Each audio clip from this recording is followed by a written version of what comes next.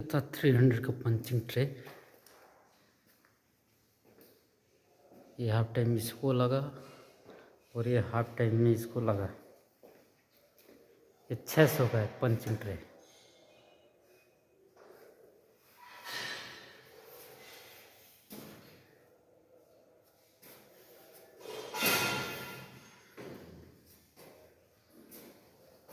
और ये रहा ऐसे।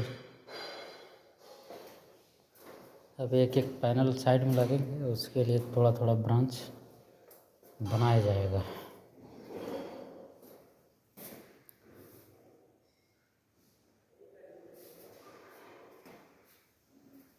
जैसा मर्जी वैसा हाफ सेट इधर से उधर करके किया जा रहा है भाई। बस केबलिंग हो जाएगा, काम खत्म।